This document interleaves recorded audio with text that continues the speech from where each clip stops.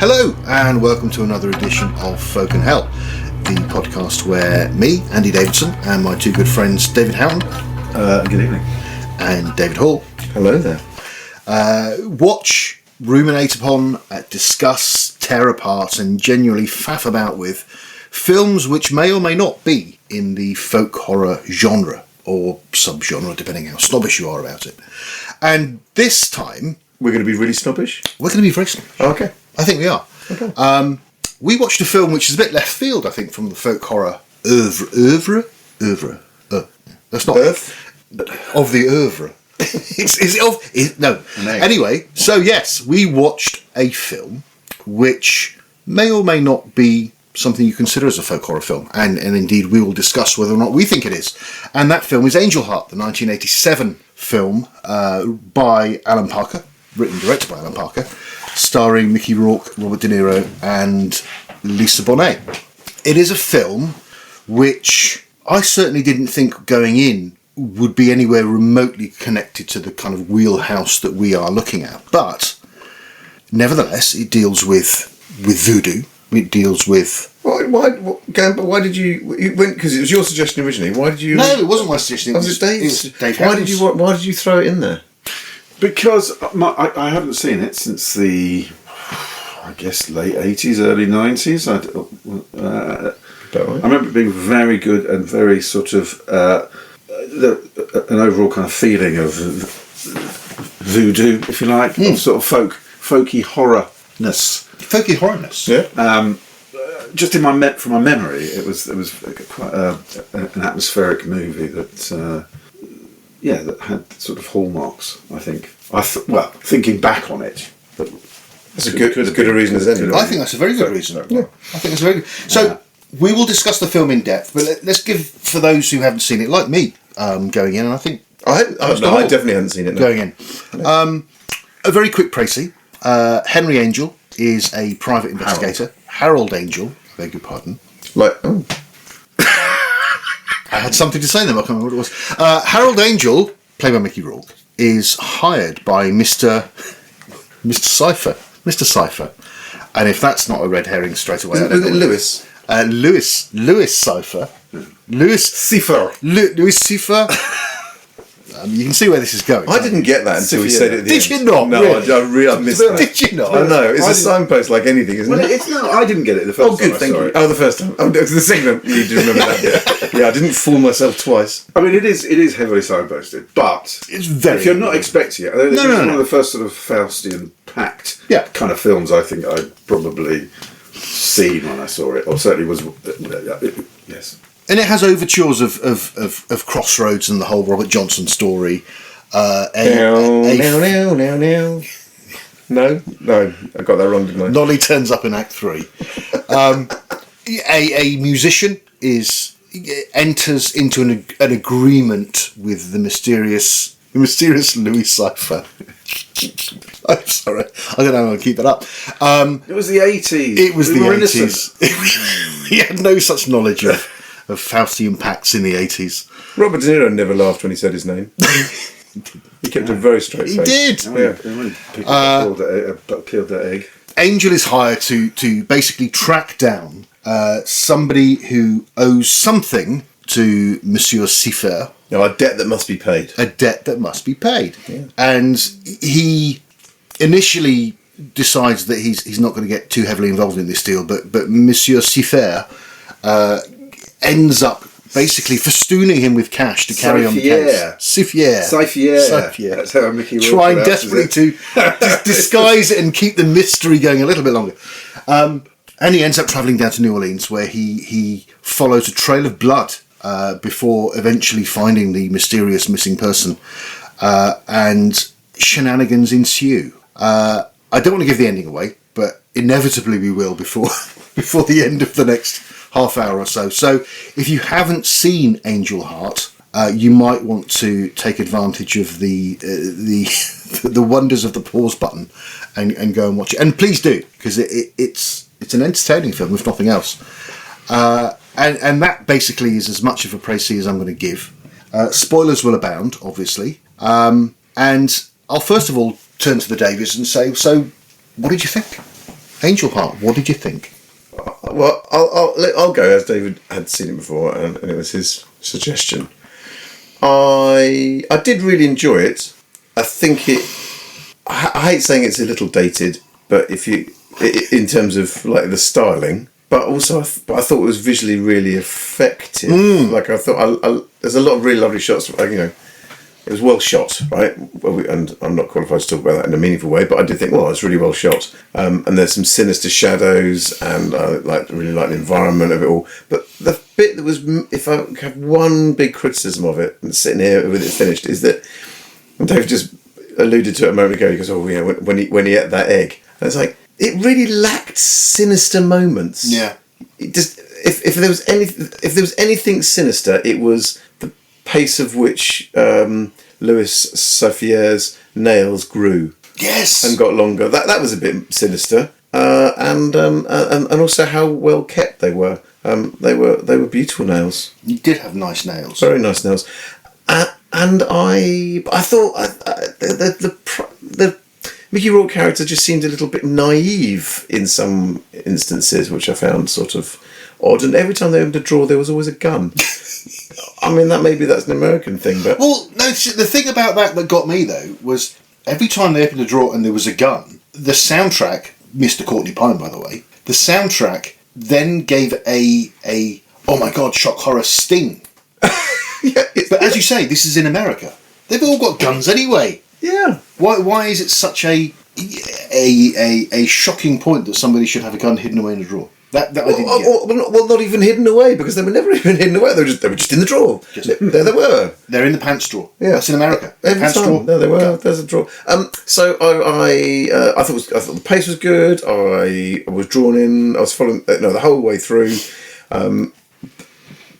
It didn't have that obvious sinister bit, and it didn't necessarily, despite having some horror-esque moments, they were just the eyes, really. The time when they went sort of like cat's eyes, devil's eyes. Yeah. And other than that, the juju eyes were there was some sort of sinister music, wasn't there? There was some sinister music that sort of underlaid some of the kind of the moments in retrospect where the murders were happening, because you find out at the end that he's been murdering the witnesses basically as he passes through. Told you there were spoilers. He's murdering those individuals that might be able to identify him back to... Yeah, I guess so. But he's trying to cover his tracks. He's trying to cover his tracks subconsciously, isn't he? Yeah. Because he doesn't know who he doesn't know that he is the mysterious Johnny Favourite. Yeah, so the story is that, I mean, he's been hired to basically collect the soul for the devil, essentially. Yeah. But really the devil's come for his soul. And as it turns out, he's performed some ritual, presumably a voodoo-esque, mostly voodoo-esque, although they say that there was some Latin and some Greek thrown in, just for good measure, to switch bodies or souls around to hide further and live for longer and escape the devil. And it would... Yes, no, he's summoned. No, I think essentially they're alluding to a ritual that took place before the film. Yeah. Where Johnny Favourite sells his soul to the devil. Yeah. For fame. For fame. For fame. Okay, no, I picked up I'm sure there's another element. So he definitely does that. He has a pact with the devil and says, I'll sell my soul for fame, right? Well, Johnny went down to Georgia. Hang on, Dev went down to Georgia. Yeah, but Johnny went there too. Well, no, Johnny went to New Orleans. That's probably why he hired him, because he couldn't find him. Yeah, you're right. The sort of story falls apart a little bit, because he obviously doesn't live much longer, because he's sort of works 12 years after his disappearance. Yeah. And he only had to pay the devil his soul on his death, right? So the devil's was pretty good about this. He's like, you got what you want until you die. So he's trying to lose the devil, isn't he? He's trying to sort of disguise the fact that it was... He doesn't want to give his soul, basically. Yeah. I mean, he doesn't... And the thing is, so Angel has amnesia. He says at the beginning of the film that something happened and he was shipped back from the war early because he basically lost his mind. And the story that Monsieur Cyphre feeds him is that Johnny Favourite went to war, came back with shell shock, he'd lost his mind. I don't believe that Angel knew he was Angel. knew he was favourite until the moment we see in the film where the revelation happens. Yes. So he genuinely went through the ritual as favourite, and then following the ritual, he didn't know who he was. There was some sort of. So his essence was preserved, but he was in the same body, right? Let's be just momentarily. So the ritual being the one in the New York hotel room where favourite slashes open a young man's body who he's picked up off from a parade in Times Square. Yeah. Eats his heart, and then he becomes Angel. So Johnny Favourite and becomes he's done that Angel because he doesn't want to So hand his soul over. It was an alleged way to escape the debt he had to pay the devil. Yeah. But as it turned out, that was a full story. It wasn't strong enough to keep the devil away. If only he'd done what they did in November and crush a few blueberries when he signed that contract. Oh, that was in the wrong movie. And instead of signing it in his blood, sign it in blueberry juice. I only got away with that once. Alright. Yeah. Another movie you should watch. Another movie you have to watch. The best folk horror film I've seen in years. But it's not this one. So, this one, Angel Heart. Now, when he goes to New Orleans, there's an awful lot of voodoo going on. Lisa Bonet's character. Well, there's lots of allusions to religion. Yeah, absolutely. So there's a lot of Christianity. There's Christianity, there's Roman Catholicism. We started in Harlem with the sort of evangelical preacher man, sort of in that church thing, and then moved through some sort of parade as well, isn't there? Yeah. Harlem with the same sort of preacher guy.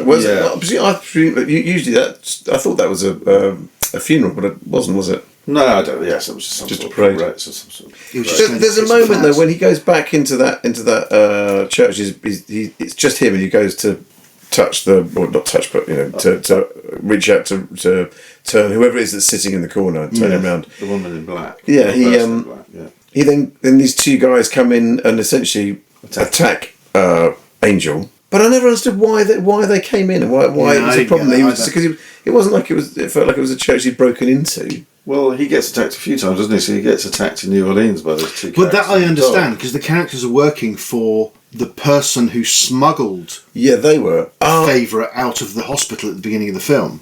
Right. So those two guys in New Orleans going after him all the time, that hangs together. I don't think it's very well explained, but it hangs together.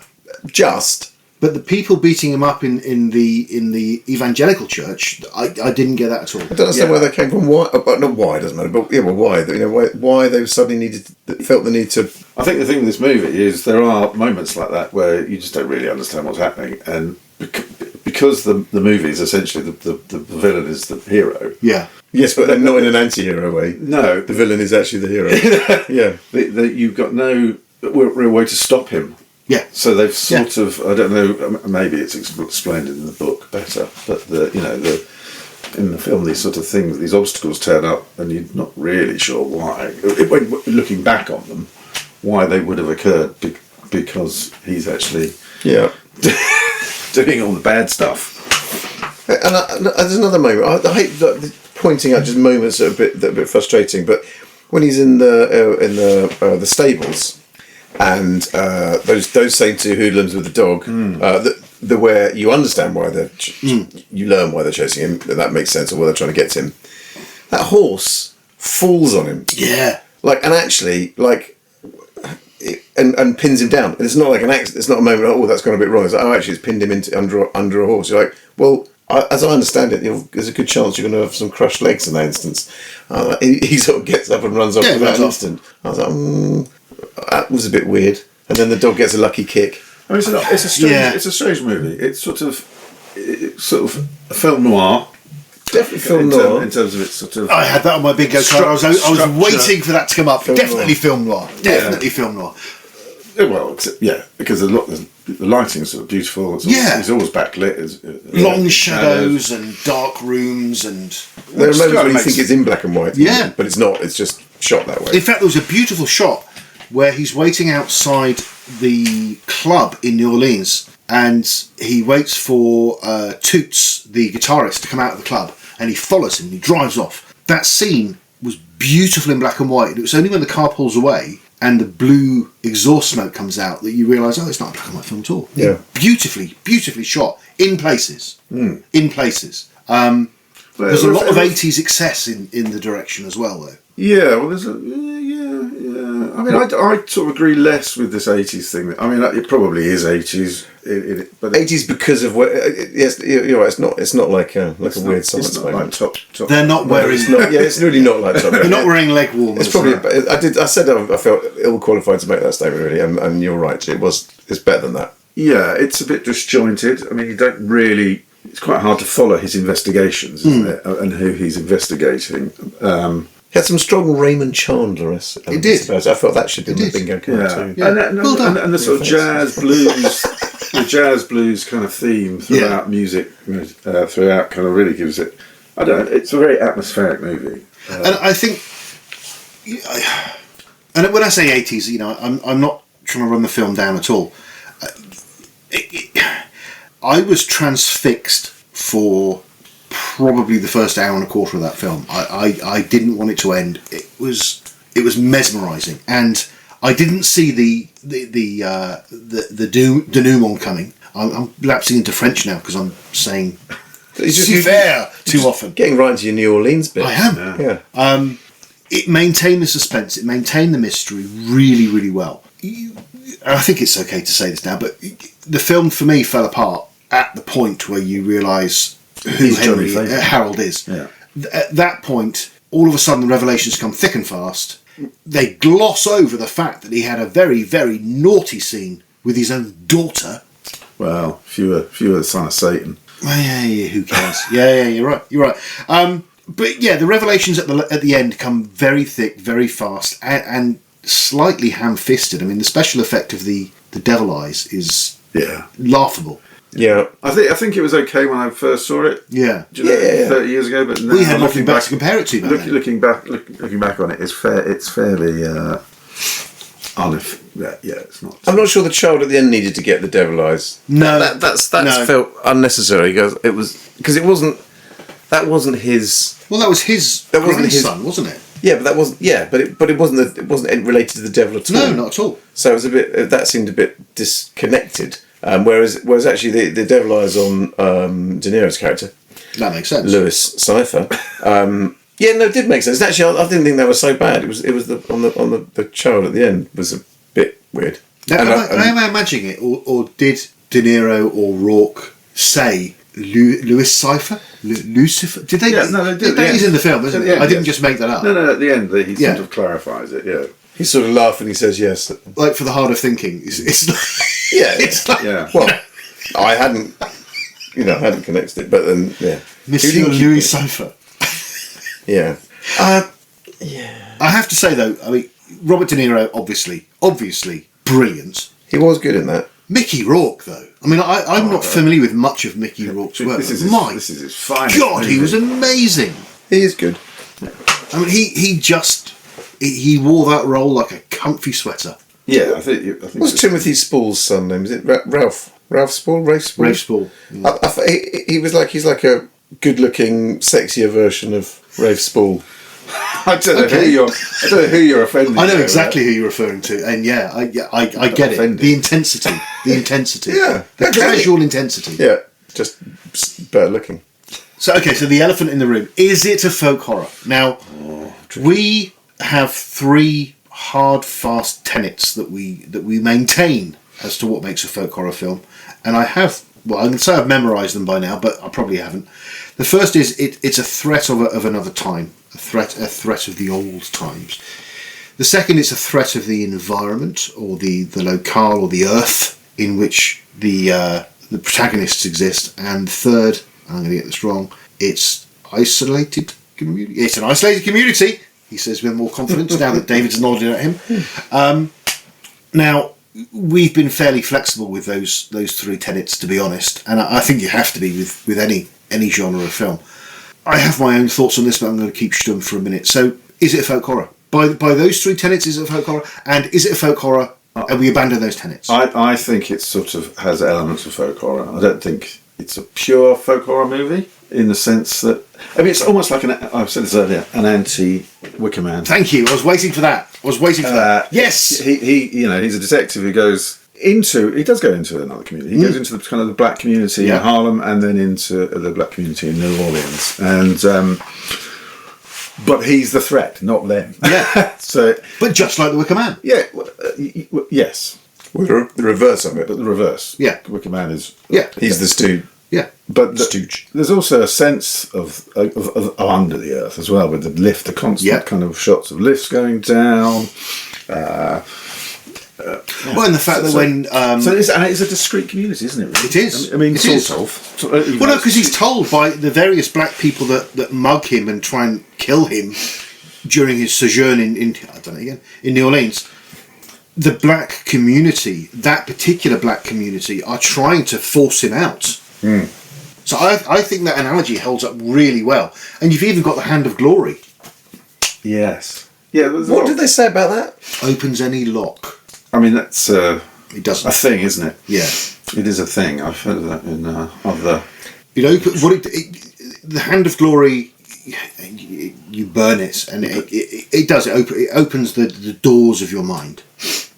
Okay. It felt like another element in there that was there, not just for the sake of it, but it was there. I didn't feel like... I didn't really understand what it added to the... Well, there's a sense of black magic, isn't there? There's a real sense of black magic, which we often equate with voodoo and the devil, which are all kind of interlinked. I mean, I've got to say, I love the idea, and I'd never have considered, again, because my own ignorance and having not watched the film before, I would have never considered Angel Heart, from what I knew of it, to be remotely a folk horror film. But I really think it is. I really think it is.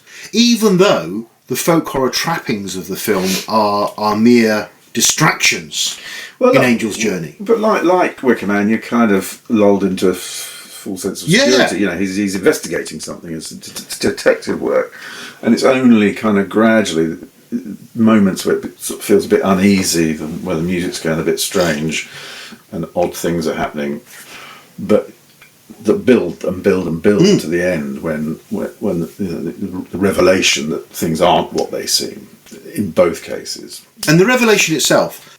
So, okay, the last 5-10 minutes of the film, it's all a bit rushed and it's all a bit confusing. It is very rushed at the end, yeah. But I have to say, the revelation itself, when it happens, is like, oh fuck, I didn't see that coming. Even though I should have done from the very outset, Mr. Louis Cyphre. Your fingernails and your it's legs. really well done. The film held me, I think, because of the power of the direction and the power of the portrayals, and maybe it distracted me from my analytical brain trying to decipher what was actually going on. But it worked for me. It did work for me.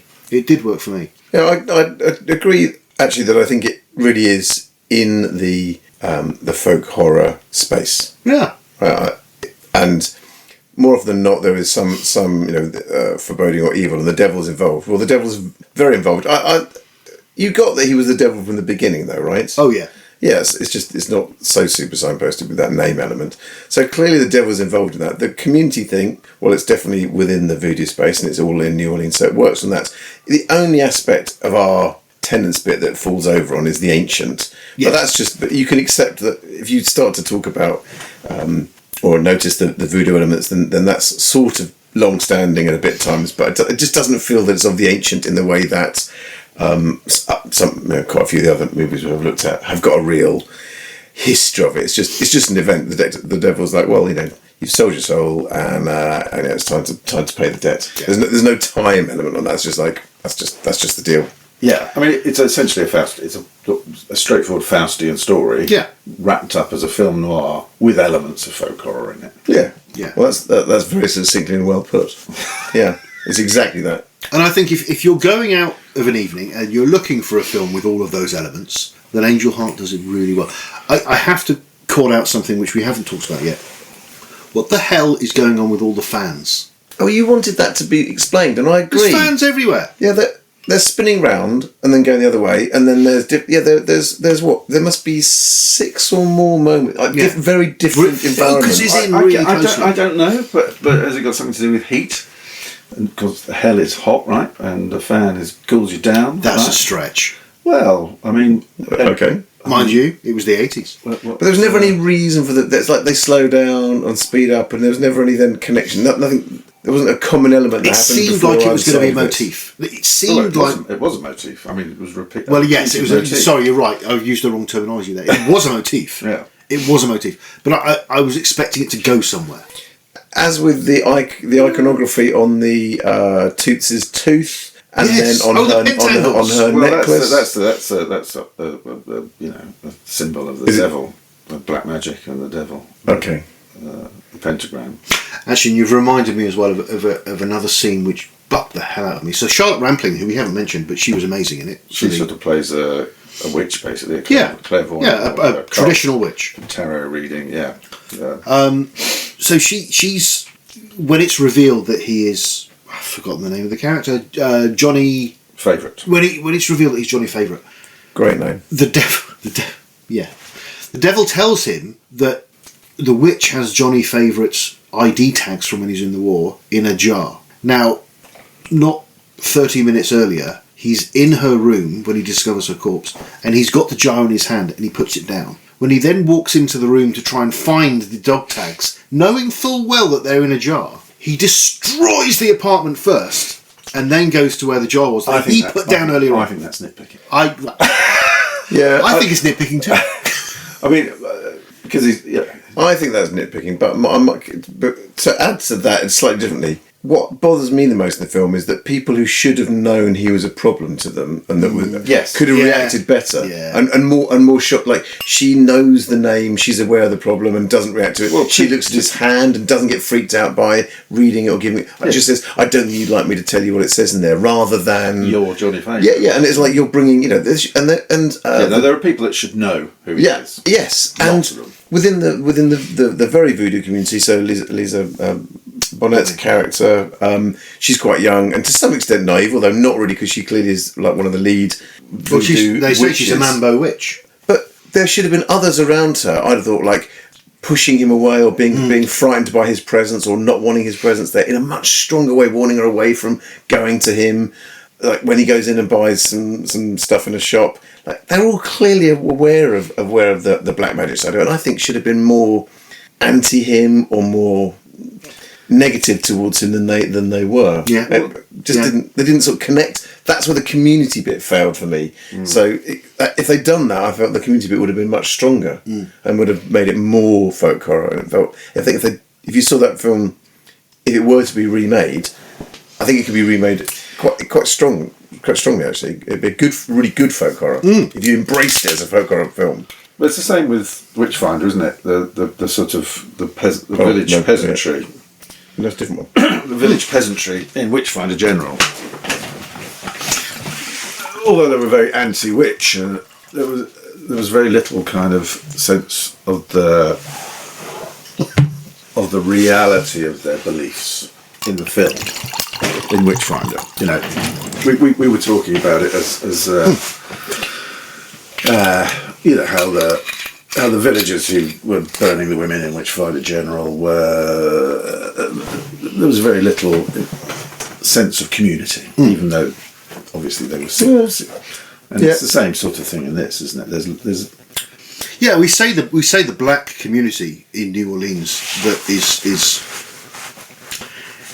is working against him, but there's no sense of them being a community. You do get the sense when they visit Lisa Bonnet's character's Ep15, beautiful name, when they visit her shack in the bayou. There's a sense there that there's a community, because you've got the matriarch looking after all the kids, you've got the kids running around. And she could have warned her away from certain things. So one line would have done, like, she told me not to come, but I've left it, something like that. But there was also the community bit where he's in the background watching them, Harry... Angel, thank you, is watching them do the voodoo ritual around the fire. And there's a lot of them there at that point. So there was a big community element there. I think it's stronger than in Witchfinder General, where there actually isn't. There's no sense of witchery or engagement. They're just being accused. And we know we talked about Witchfinder General as a bit flawed from that perspective, but more of a hysterical observation. Whereas this was like, well, there was that community. They were doing their voodoo. That sounds a bit trite that I would put it that way, but I just feel it missed some opportunities that maybe weren't that obvious at the time, whereas here we are 30 years later, having had a whole load of better stories, better told, and you're like, actually, hence me saying if it was done now, I think it'd be done a bit subtly differently. I do agree with that, and I think, unless I'm missing something, and I probably am, it would be the first time, but to me, the voodoo element of the film was almost just set dressing. It didn't really tie into the story itself very much. He just happened to be there with that community. Their actions didn't really impact the story. Well, it was tied into Charlotte Rampling's character, wasn't it? In the sense that she was using well, she was Johnny Favourite's girlfriend. She was, yeah, as well as Charlotte. Lisa Bonet's character's mum was also Evangeline Proudfoot. Evangeline Proudfoot. Yes, so she'd been having didn't she run a shop or something? She ran a shop in New York where, again, I'm inferring here, but ran a shop in New York where presumably Favourite got the idea originally. They talk about the fact that him and Toots and Spider, the drummer in the band, used to hang out at the shop. So maybe that's where they got the idea to try and fool Satan. But I like that idea, but it's not in the film. It's not said out loud. Well, no, yes, the film is slightly confusing in terms of the actual deal with the devil as well, because we're sort of discussing it as if it's a way for him to break free of his deal with the devil, but obviously the ritual they talk about is where he summons the devil to sell his soul. So I'm not. No, I didn't get that. I thought there was a previous. No, you're right. Yeah. He's sold his soul in an earlier bit, which it's just like he just did, right. And then after all together, it's like I need to get out of this pact I've made with the devil to be famous, and that's what it. The guy that dies in the bowl of soup. The gumbo. Yeah. The cauldron of gumbo. So he says, I did it for my daughter. We just got it. We collected him. We dropped him off in the New York, in the Times Square, and off we went. We didn't see him again. So Charlotte Rampling's character doesn't know what happened to him. Great, lovely mystery. But when he reappears as Harry, and that's when there should have been a moment where she should have, with all of her trappings and everything, the keys and she should have been like freaked out by his reappearance when she read his hand. And I think that's a real shame. I agree. Been, like, I agree. I'm going to do your reading. You giving me you didn't know it was because I gave you the wrong birthday, but she held his hand, and it wasn't the wrong birthday. It was the right birthday. He gave her the right birthday. It was on the dog tags. Oh, so that's even worse. No, that was Harry's birthday. She knew it was. He knew. Yeah. Johnny's birthday, right? Yeah. That's why he gave it to her. No, Harry's dog tag, which was revealed from the jar at the end when he finally smashes it, the birthday's on there. Sure. But when he tells her his birthday... Oh, he didn't know it then? He did. He knew Johnny's birthday, and so did she. Yeah. That's why he said it, because he was trying to get her to talk about Johnny. But he didn't know that his actual birthday... I mean, all of this is given away so subtly in the film. Yeah. It's really... in a way, you're not supposed to follow the film, because you're supposed to be surprised at the end, and if you follow it, you're right in the sense that she should have recognised it. She really should have done. And not just her, a few of the other characters as well. But if that had happened, then the film would have been surprised. That's true. That's true. Or if it wasn't so signposted, would she recognise him? Something difficult. I wasn't crap like a mirror breaking or a candle blowing out. Something should have been disturbed. She should have recognised him. Yeah, from the hand she should have really. Yeah, absolutely. And that could feel Andy's problem with it being too rushed at the end. There could be a gradual dawning of realisation. There's opportunity to seed that throughout the film. And that would have had foreboding and a sense of, sinister sense. Again, the thing that I highlight, I really feel was missing. And, just rolling one egg and peeling it didn't do it for me. And he has a thing about chickens. I mean, okay. Yeah, where did that come from? And it never went anywhere either. Yeah. All right, so I think we've we've analysed the film quite well, I think. But I am 2 bottles in. So we've got to give it a score, as we always do. We've got to give it a score out of 10. So, Mr. Houghton, your score out of 10 for Angel Heart, please. Well, I mean, I'd give it a low score for folk horror, but I do like it. So I'm going to give it a 7. That's a good score. I think as a film, you've got to give it a score as a film, right? Yeah. As an atmospheric kind of film noir-y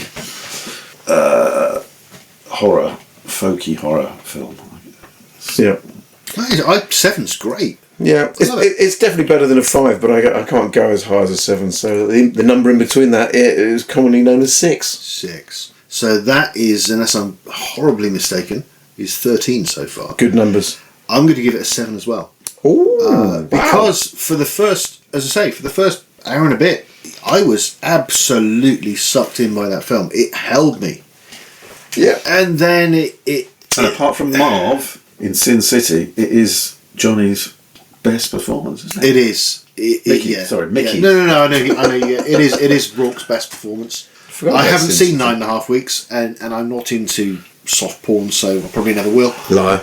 No, I'm into hardcore porn. That's just put the rating of this. I'm into goat porn. No, I'm not. I don't even know what that is. No. Don't want to know. I'll send you some links later. Don't worry. They won't get through my spam filter.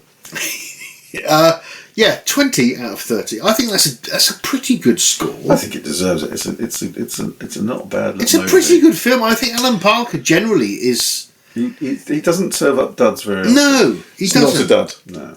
It's certainly not a dud. It's definitely worth your time. Yeah. If nothing else, it gave me. Mickey Rourke is one of those actors that. But please watch it before you listen to this. Oh, Yeah. too late. It's too late now. It's too late now.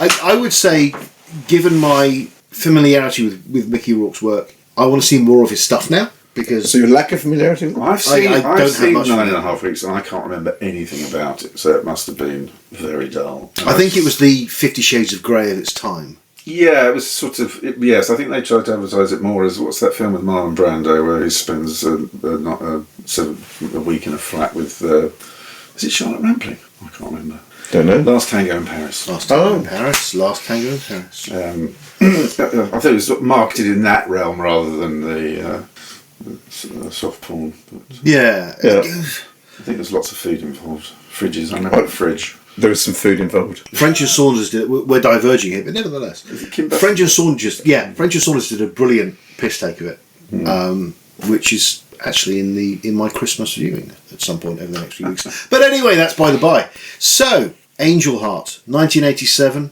Alan Parker, Mickey Rourke, Lisa Bonet, Charlotte Rampling. A pretty good film, all in all. And that was this episode of FolknHell. Please join us again for the next episode, and thank you, as always, for listening. Good night. Thank you. Good night.